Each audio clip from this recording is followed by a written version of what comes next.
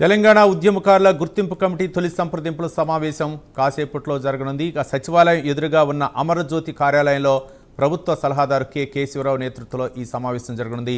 Osmania university విద్యార్థి JAC నాయకులతో భేటీ కానున్నారు. ఉద్యమకారుల సంక్షేమం కోసం తీసుకోవాల్సిన విధి విధానాలపై సలహాలు, సూచనలు, వారి అభిప్రాయాలను కమిటీ తీసుకోనుంది.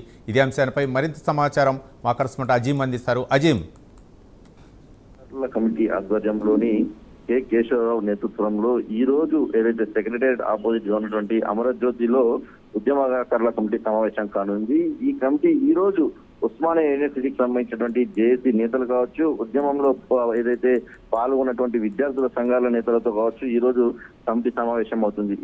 ఈ కమిటీలో కె కేశవరావుతో పాటు మంత్రి పొన్నం ప్రభాకర్, అద్దంకి దయాకర్, రాముల్ నాయక్ ఈ కమిటీలో వీరందరూ ఉన్నారు. సో వీరందరూ ఈ రోజు ఒక విధి విధానాల్ని ఏదైతే ఖరారు చేయని ఉద్యమకారులుగా ఎలా గుర్తించాలి, దానికి కావాల్సినటువంటి విధి విధానాలు ఏంటి అనే దానిపైన సలహాలు, సూచనలు విద్యార్థి సంఘాల నేతలతో ఈ రోజు తీసుకొని దానికి సంబంధించినటువంటి ప్రక్రియను ఈ రోజు నుంచి కమిటీ ప్రారంభించబోతుంది. సో దీనికి సంబంధించి 10-10:30 గంటలకు ఏదైతే అమరజ్యోతిలో ఏదైతే ఈ కార్యక్రమం ఈ సమావేశం ప్రారంభమవుతుంది. విద్యార్థి ఉస్మానియా యూనివర్సిటీకి సంబంధించినటువంటి జేఏసీ నేతలు, ఉద్యమంలో పాల్గొన్న నేతలను ప్రాధాన్యంగా తీసుకొని ఈ చర్చలు జరపనున్నారు. ఈ కమిటీ ఈ రోజు ఉస్మానియా యూనివర్సిటీతో అలాగే రానున్న రోజుల్లో కాకతీయ యూనివర్సిటీ, శాతవాహన యూనివర్సిటీ, తెలంగాణలో కీలకంగా పాత్ర పోషించినటువంటి విద్యార్థి నాయకులు, ఉద్యోగ సంఘాలు ఎవరైతే ఉన్నారో వారంతా కూడా సంప్రదింపులు చేసి గతంలో బీఆర్ఎస్ ప్రభుత్వం ఉన్నట్టు 600 మందికి ఇప్పటికే 10 లక్షలు అలాగే 1 లక్షలు కేటాయించింది. అయితే కాంగ్రెస్ గతం నుంచి కూడా 1200 మంది వరకు ఏదైతే అమరులై ఉంటారో సో వారందరికీ ఖచ్చితంగా ఇవ్వాలని చెప్పి కూడా ఏదైతే చెప్పుకుంటూ వచ్చింది. సో ఈ నేపథ్యంలో మిగతా వారిని ఎవరైతే గతంలో ఇచ్చినటువంటి వారు కాకుండా ఇప్పుడున్నటువంటి వారు మిగతా వారు ఎవరైతే ఇంకా ఉద్యమకారులు ఉన్నారు,